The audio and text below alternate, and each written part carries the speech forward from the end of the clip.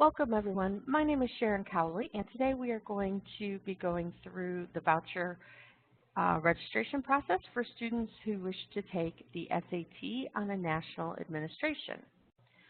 Our goals for today are to help you understand the registration timeline, review the process, as well as how to monitor the registrations.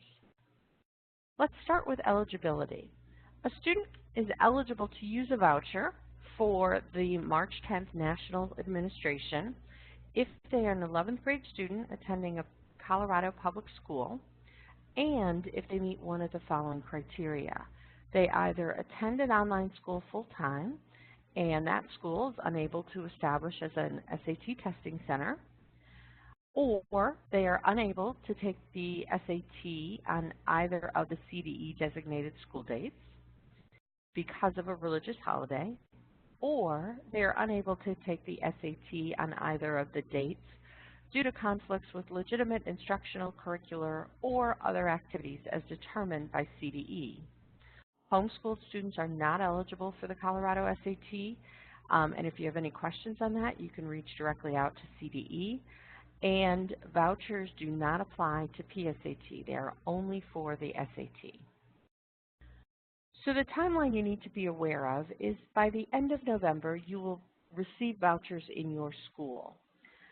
For students that are going to be taking the test on the national administration, your SSD coordinator will need to submit their accommodations request no later than January 19th in order for them to be reviewed and approved before the test date.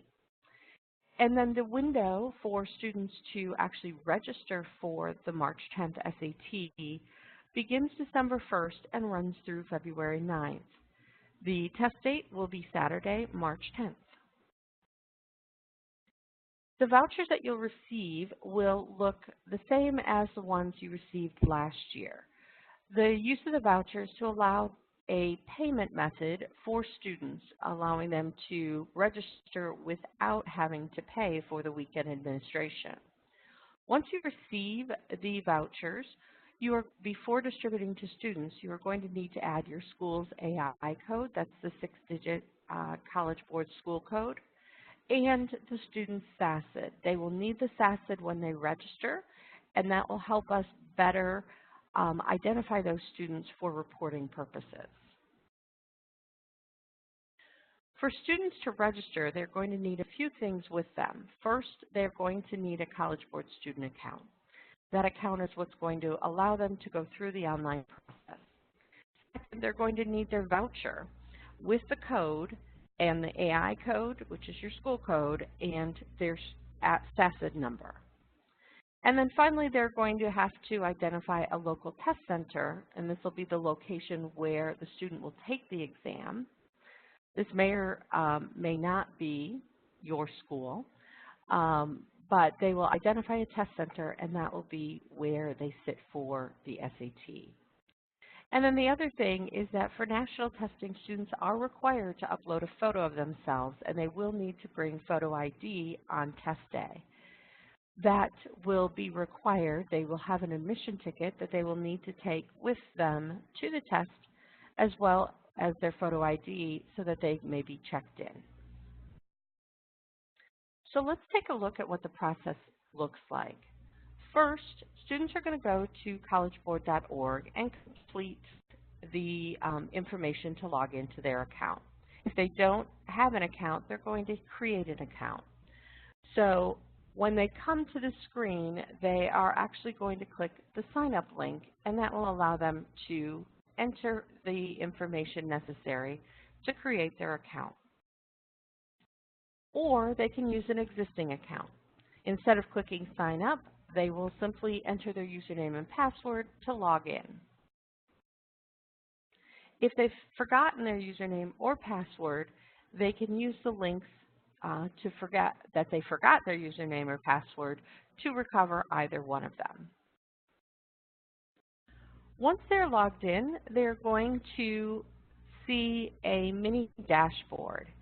And so what they're going to do is choose to register for the SAT or click on the My SAT. Once in My SAT, they are going to choose Register for the SAT. They will get this summary screen that basically will just provide a sense of what the registration process is. There's nothing to be entered here, so they can simply click Continue to move forward. They will be then asked to complete the required information fields. And those fields are the student name, and this should be their legal name or the same name that the school has for the student, the date of birth, their gender, their high school, and here we're asking for the school that they attend, so your school's AI code, and their mailing address. If students would like to receive information about the SAT, they have the option to also add their email address. That is not a required field. And they should not enter the Social Security number or district ID number. Instead, you will leave the Social Security number field blank. It is an optional field.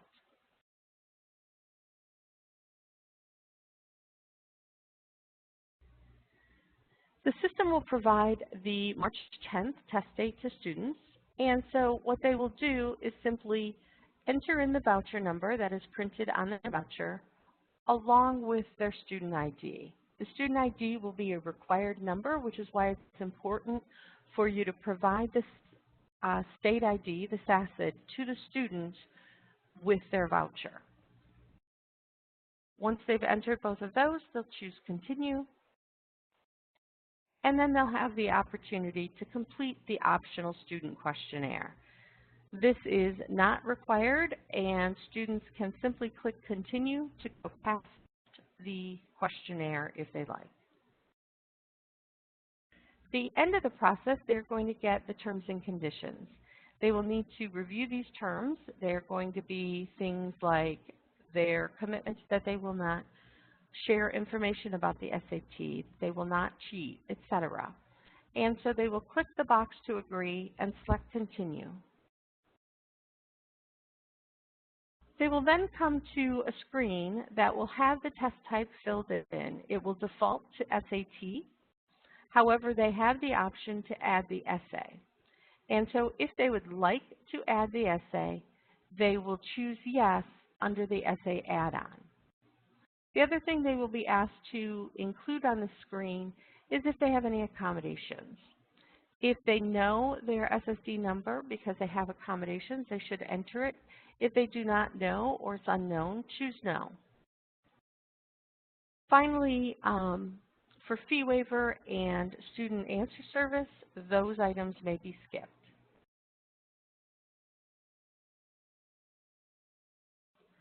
The next thing they will be asked to do is choose the testing location. They will select from a list of schools. They can search for any of the testing locations that are near them, click Select, and then Continue. As I mentioned before, for national testing, students are required to upload a photo of themselves. There are very specific requirements when they upload that photo. It basically needs to be a full frontal picture of just them. So the screen will provide information to the students. There's also more information posted below the photos that you can't see on the screen, but the photo will need to be uploaded before they can complete the registration. And the use of this photo is on the admission ticket. Before they go to testing, they will need to print an admission ticket. That admission ticket will have their name and other information about themselves along with their photo. In order to enter the test on March 10th, they will need to show their admission ticket as well as an acceptable photo ID that matches the name on their admission ticket. Students will also have the opportunity to choose to purchase SAT practice materials. This again is an option only if they want it. Free practice is available to all students through the Khan Academy site. So in most cases, students will just click Continue here. And then they'll come to a screen that allows them to review their registration. Here they're going to want to check their information carefully. Their name and address and student ID number are accurate. They also want to make sure that they verify the test type. At the bottom, it will say whether they're testing for SAT or SAT with essay. Once all the information is accurate, they're going to click the Confirm Registration button. One final step is that they will need to validate or verify that they did check all of their information. So once they read this and agree, they will click Continue. And then their next steps will be to plan to print an admission ticket prior to test day, make sure they know where they're going to be testing, and then they will have the ability to send their score reports, and in this case they'll send their score reports online up until April 19th. So they have through April 19th to be able to send their 4 free score sends.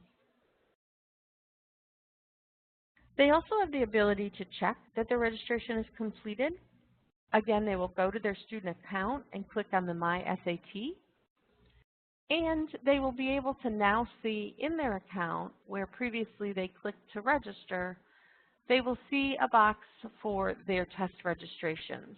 This will again confirm the date that they're testing, what tests they're taking, SAT with essay, and their status.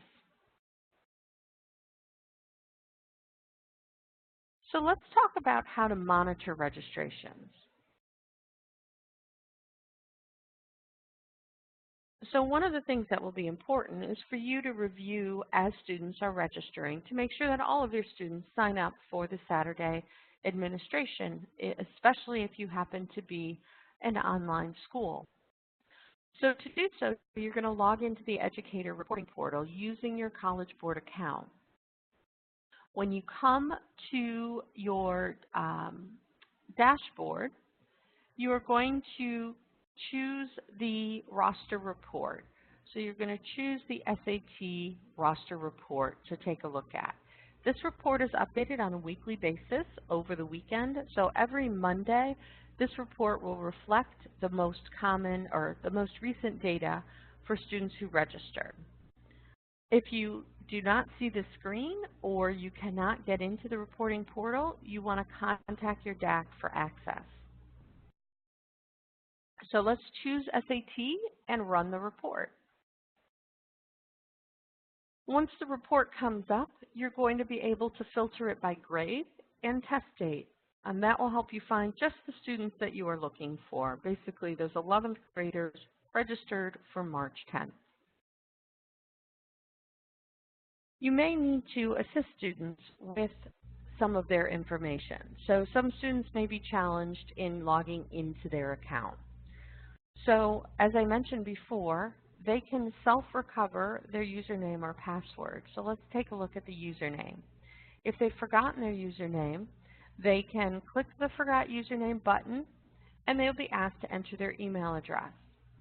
When they do this, they're going to get an email from College Board, and they will be able to see what their username is.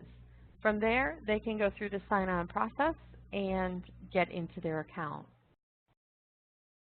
If they've forgotten their password, they're going to click the Forgot Password link.